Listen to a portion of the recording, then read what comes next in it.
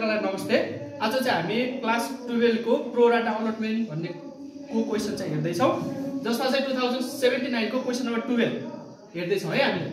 यो क्वेशनले के भनेको छ एक्चुअली हेर्नुस् है त। पी कम्पनी लिमिटेडले चाहिँ 10,000 शेयर इस्यु गर्यो 100 रुपैयाँमा, जसमा 10% डिस्काउन्ट छ भनेको छ।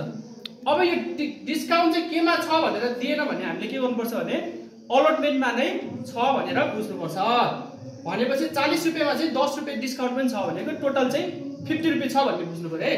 त्यसै क्वेशनले के भन्यो भने applicant were receive for 50,000 shares 2000 applicant were allotted full. 15,000 चाहिँ हामीलाई एप्लिकेन्ट आयो। अब कति चाहिँ हामीलाई चाहिएको छ त भनेपछि 10,000 लाई चाहिँ चाहिएको छ। 10,000 चाहिँ हाम्रो कम्पनीले इस्यु गरेको भनेपछि अब यहाँ हेर्नुस् त, एप्लाइड शेयर कति भयो 15,000, अलटेड शेयर चाहिँ कति हो हामीलाई चाहिएको 10,000 हो भनेपछि 15,000 मा 2,000 चाहिँ के रहेछ त फुल्ली अलटमेन्ट रहेछ भने यो 2,000 लाई हामीले केही पनि गर्नु परेन। यो 2,000 लाई अब यो 10,000 मा 2,000 घटाउँदा बाँकी कति हो 8,000। 15,000 बाट 2,000 घटाउँदा एप्लिकेसनबाट 2,000 घटाउँदा कति भयो त 15,000 बाँकी भयो भनेपछि अब यहाँ क्वेशनले के भनेको छ फेरि हेर्नुस् है त। Balance applicant were allotted on pro rata basis भन्न खोजेको 15,000 मा 2,000 घटाएपछि यो जति बाँकी आउँछ त्यो पैसालाई चाहिँ हामीले अलटमेन्टको बेसिसमा चाहिँ के गर्छौं त शेयर दिन्छौं भनेको। भन्न खोजेको अब 13,000 मा 8,000 अलटमेन्ट गर्यो भनेपछि अब बाँकी कति रह्यो त 5,000। यही 5,000 चाहिँ के हो त प्रो डाटा बेसिस हो। प्रो डाटा भनेकै यही हो 5,000 हो है। अब हेर्नु त हामीले अब यसको जर्नल एन्ट्री कसरी गर्छौं हेरौँ है। सुरुमा जर्नल एन्ट्रीको फर्मेट बनाउनु पर्यो। त्यसपछि चाहिँ सुरुमा के गर्नु पर्यो फर एप्लिकेसन लेख्नु पर्यो है। फर एप्लिकेसनमा फर्स्ट एन्ट्री हुन्छ बैंक अकाउन्ट डेबिट टु के हुन्छ त share application. Bank account to share application भनेपछि सुरुमा हामीले चाहिँ जति शेयरको लागि चाहिँ एप्लिकेसन आएको छ त्यही इन्टु के गर्छौं एप्लिकेसनको अमाउन्ट गर्छौं। भन्न खोजेको 15,000 इन्टु 35 रुपैयाँ गरेर यहाँ राख्छौं। त्यो अमाउन्टले केमा गर्छौं त टु शेयर एप्लिकेसन राख्छौं। यसको न्यारेसन हुन्छ being share application money receipt गरेर हुन्छ है।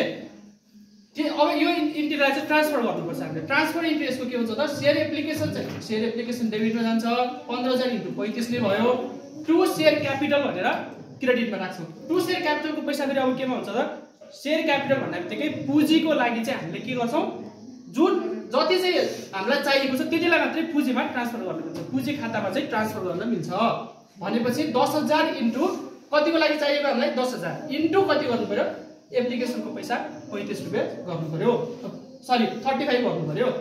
त्यसरी टु शेयर अलटमेन्ट भनेर अब बाँकी भएको पैसा चाहिँ हामीले एप्लिकेसन अलटमेन्टमा लिनुपर्ने पैसा एप्लिकेसनमा आयो।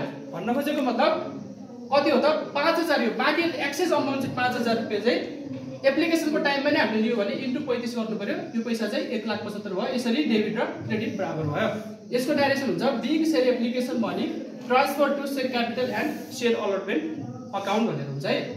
अब हेर्नुस् त यति भइसक्यो भने अब के गर्नु पर्यो हामीले अलटमेन्टमा जानु पर्यो। हाम्रो रिक्वायर्डमा के छ त सेकेन्डमा शेयर अलटमेन्ट छ भने शेयर अलटमेन्टमा जानु पर्यो। शेयर अलटमेन्टको इन्ट्री के हुन्छ त अब share allotment account debit discount छ भनेपछि डिस्काउन्टलाई पनि डेबिट गर्नु पर्यो। यदि डिस्काउन्ट छैन भने प्रिमियमलाई के गर्नु पर्यो त क्रेडिट गर्नु पर्यो है। अहिले हामीसँग के छ डिस्काउन्ट छ भने हामीले के गर्छौं अब discount on issue of share भनेर डेबिट गर्छौं। कति छ अमाउन्ट इस्यु गरेको शेयर 10,000 हो। डिस्काउन्ट कति छ त 10% छ भने पार भ्यालुमा डिस्काउन्ट काट्छौं।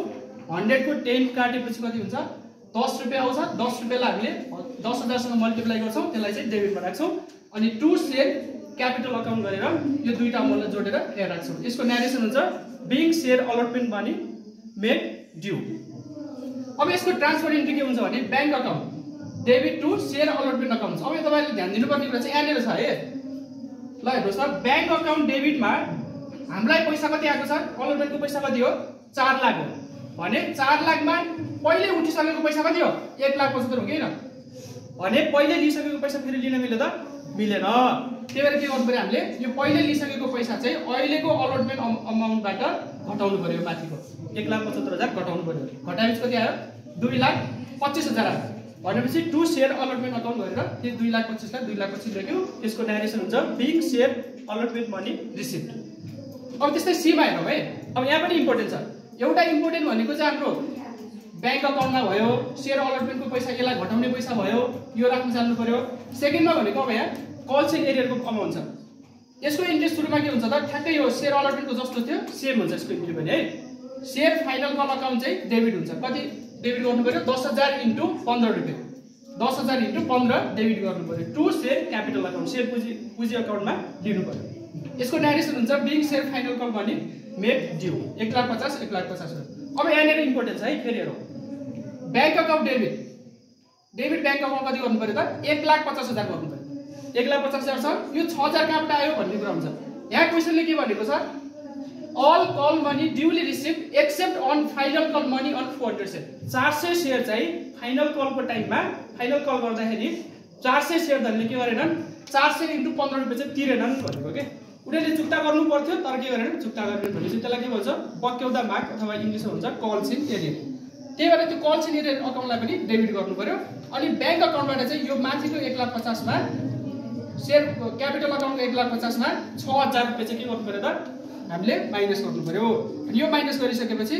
यहाँ जति अमाउन्ट आउँछ त्यो यहाँ राख्ने 1,44,000 आयो 1,50,000 बाट 6,000 माइनस गर्दा कल इन एरियर चाहिँ 6,000 भयो टु शेयर कल अकाउन्ट भनेर यो माथिको अमाउन्ट जति थियो त्यति नै हुनुपर्छ यहाँ भनेर हामीले के गर्छौँ अब यसको न्यारेसन हुन्छ being share final call money receive except call in arrear account भनेर 400 रुपैयाँ चाहिँ माइनस गर्नुपर्छ है यसरी हामीले चाहिँ सबभन्दा पहिला चाहिँ हामीले के बुझ्नु पर्यो यो कति पैसा चाहिँ अलटमेन्ट हो कति पैसा चाहिँ एप्लिकेसन आएको छ भन्ने कुरा चाहिँ बुझ्नु पर्यो सेकेन्डमा भनेको डिस्काउन्टको अमाउन्ट भयो भने डेबिट यदि प्रिमियम भयो भने क्रेडिट गर्नु पर्यो अनि कल इन एरियरको पैसा भयो भने हामीले के गर्नु पर्यो त कल इन एरियरको पैसा चाहिँ घटाउनु पर्यो यहाँनिर यसरी घटाउनु पर्यो र यसरी गर्नु पर्यो यति गरिसक्यो भने तपाईँको यो एबाट आउँछ 2 नम्बर बीबाट 1.5 र सीबाट 1.5 गरेर 5 नम्बर चाहिँ तपाईहरुको आउँछ है त ल आजको भिडियोमा हामीले यति नै गरौँ बाँकी चाहिँ नेक्स्ट भिडियोमा गरौँ